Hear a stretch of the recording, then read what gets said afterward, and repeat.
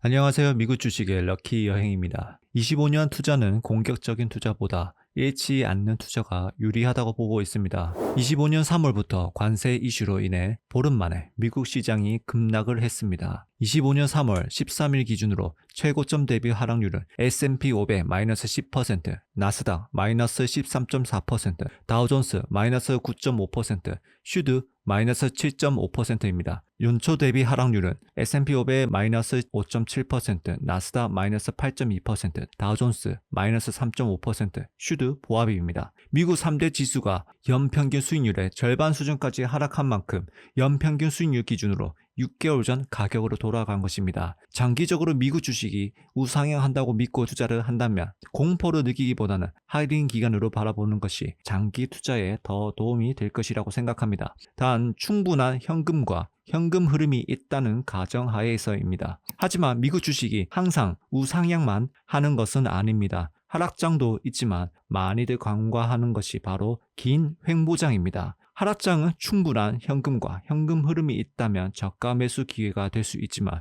횡보장이 오게 된다면 특히 지수 투자자분들은 자산이 상승하지 못해 오히려 힘든 날을 보내게 됩니다. 앞으로 횡보장이 언제 올지는 아무도 알 수 없습니다. 하지만 저는 최근 2년 동안 미국 주식이 원웨이로 상승한 만큼 25년은 횡보장이 올 가능성을 보고 있습니다. 문제는 이 횡보 기간이 1년이 될지 2년이 될지 아무도 모른다는 것입니다. 대부분이 투자하는 방식이 자산 가격이 상승해야만 혜택을 보는 투자 방식을 고집한다면 횡보장이 길어질수록 더 힘든 시간을 보낼 가능성이 큽니다. 그래서 저는 이번 기회에 지수 투자도 좋지만 횡보장에 강한 종목을 포트폴리오에 추가하면 도움이 될 것이라고 생각합니다. 그것이 바로 커버드 콜 ETF입니다. 아직도 커버드 콜 ETF가 원금이 녹는다, 자산이 증가하지 않는다 라고 생각하시는 분들이 있다면 이번 기회에 이 영상을 보시고 커버드 콜 ETF를 일부라도 조금 담아 보신다면 긴 횡보장이 오더라도 심지어 하락장이 오더라도 분명히 장기 투자하는 데 도움이 될 것이라고 생각합니다. 다음은 현재 시점에서 3대 지수와 슈드 그리고 JP 모건에서 출시한 커버드 콜 ETF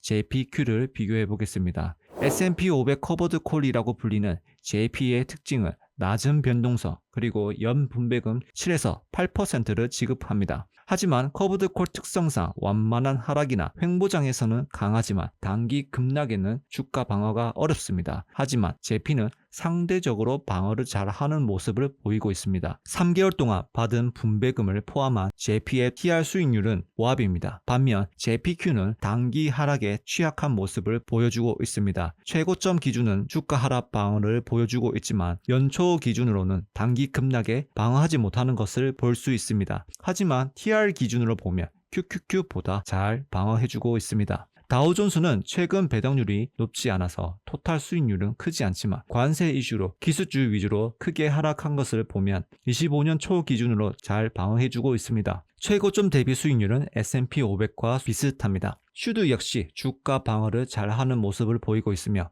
즉 기술주 비중이 낮은 다우존스, 슈드, JP가 이번 하락장에서는 확실히 잘 버티고 있는 것을 볼 수 있습니다. 사람마다 투자 기준은 다르지만 슈드보다는 JPQ가 유리할 수 있습니다. 그 이유는 단순합니다. 슈드는 낮은 배당률 때문에 생각보다 큰 자본이 필요하고 자본이 작다면 배당 재투자를 해서 자산 크기 키우기 위해서는 상당한 시간이 필요합니다. 하지만 QQQ와 커버드 콜 JPQ를 함께 투자한다면 슈드보다 많은 분배금을 받을 수 있고 하락장 그리고 횡보장이 오더라도 자산 가격이 상승해야만 혜택을 보는 투자 방식과는 다르게 그 기간 동안 분배금을 받아 재투자를 한다면 슈드와 비슷한 자산 성격을 가지면서 높은 성장률을 기대할 수 있다고 생각합니다. 물론 더 높은 성장률을 기대하는 만큼 변동성이 클 수 있지만 그 변동성을 슈드보다 높은 분배금으로 변동성을 줄이고 주식수를 더 많이 모아갈 수 있다는 것이죠.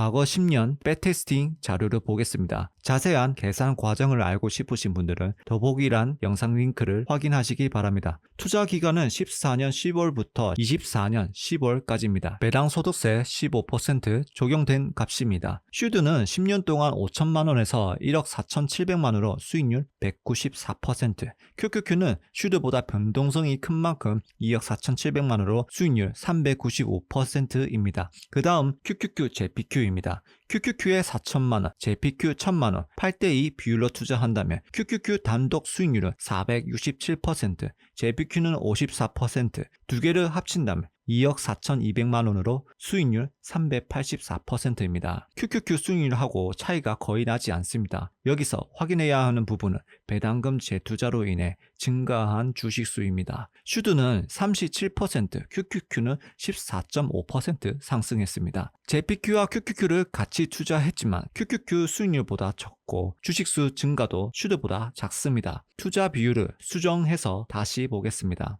QQQ 3천만원, JPQ 2천만원, 6대4 비율입니다. 최종 수익률은 조금 낮아졌지만 QQQ 단독 수익률은 크게 증가했고, 그리고 주식수 본다면 슈드와 비슷한 수준으로 늘어났습니다. 여기서 중간에 리밸런싱을 해준다면 주식수는 더 많이 늘 것으로 보입니다. 보시다시피 QQQ, JPQ를 6대4 비율로 투자한다면 슈드와 비슷한 성격을 가지면서 수익률은 또한 QQQ와 비슷해집니다. JPQ가 원금이 녹는다, 배당 성장을 하지 않는다, 그래서 슈드가 낮다, JPQ는 은퇴하는 사람에게 좋다가 아니라 먼저 자산의 성격을 파악하고 포트폴리오를 어떻게 만드냐에 따라서 나의 성향과 상황에 맞는 투자를 할 수 있습니다. 자본이 적어서 빨리 자본을 키우기 위한 것이라면 당연히 QQQ가 더 좋습니다. 반대로 자본이 많아서 변동성을 줄이기 위한 것이라면 슈드가 더 적합하다고 볼 수 있습니다.